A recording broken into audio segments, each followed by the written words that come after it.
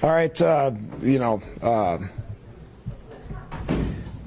give Maryland a lot of credit. Obviously, they whipped us on all three sides of the ball. Not going to. It's all 100% on me. Obviously, offensively, we're as inept as we can possibly be in college football. I accept the responsibility for that. I do think defensively we competed, had some chances in the first half to make something happen. We're far from a suffocating defense. I do think we competed defensively. We didn't compete offensively. Special teams I thought was incredibly average, other than Nick flipping the field several times.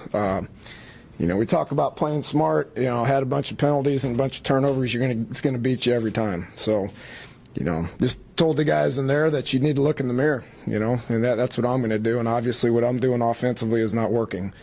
So we will do whatever we got to do to fix it, and need every one of those guys in that room to do the same thing, coaches and players.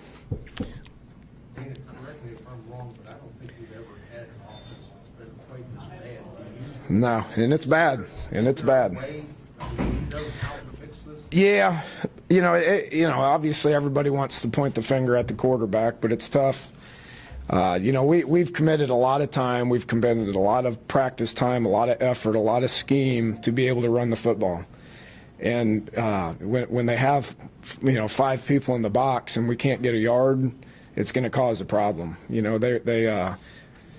not going to use inexperience as an excuse. But we've got a lot of inexperienced guys that aren't making a lot of plays. But when you can't block, it's tough. We put these guys in position to be able to block, and we didn't. So whether it's scheming, whether it's coaching technique, whether it's the practice looks, whatever it is, we're going to obviously meet on that tonight when we get home and try to figure it out. But yes, we're as inept, and give Coach Stewart credit. Give Maryland credit. They did a good job against us last year. They held us to 300 yards last year. Maybe it's something they're doing, coaching-wise that we're not. I don't know, but we need to figure it out. Is this a bad day where everything goes wrong, or are this things that you've seen maybe coming for 2 or 3 weeks and this is something that you're worried about? We knew we weren't very good offensively at the beginning of the year. We felt like we needed to keep improving. I've had the question, is this a gauge to where we're at? No. I mean, we're going to continue to get better. Next week I would anticipate a lot better offensive performance than this week. We're going to continue to try to develop and get better. Yeah, nothing went our way today. And then we don't have enough guys that are able to step up and and endure that. We kind of got our daubers down and we didn't respond like we needed to. And where does this put you as far as your quarterback situation?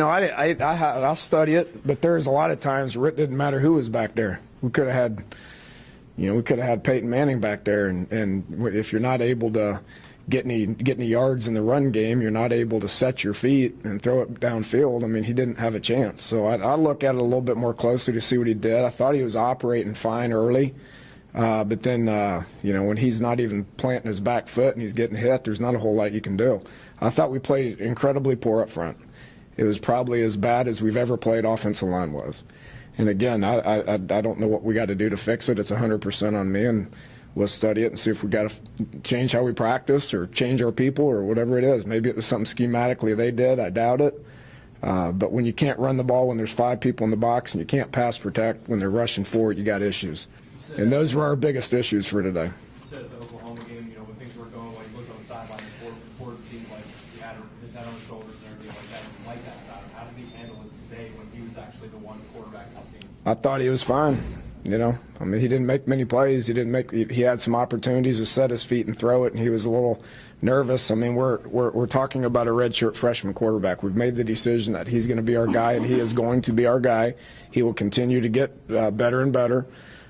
He's a redshirt freshman who's played 1 football game. He's not very experienced. He's not very seasoned. It's not an excuse. He needs to step up and man up and get better, and then we need people around him to be able to do the same. We've got a lot of guys with a lot more experience around him that are not doing their job at a very good rate right now, and that needs to change, including me. Going back to your offensive line comments, you again had a switch in positions of personnel over the course of the season. How much do you think that's contributed to the offensive line? None. You know, I mean, we got guys in position to play. They need to play, and right now they're not.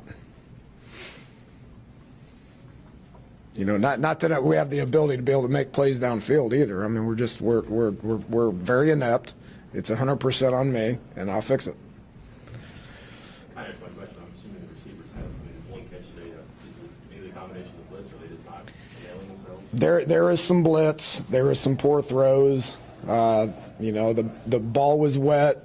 You know, you're not able to run the ball when there's 5 people in the box. It's a lot of people in coverage. When they do blitz, they get there quick. I mean, I can give you 1,000 different excuses. Nobody wants to hear them. I don't want to say them. We're very average at receiver right now. We got guys with potential to get your butt beat. We scored 0 points. Okay, thanks, Coach.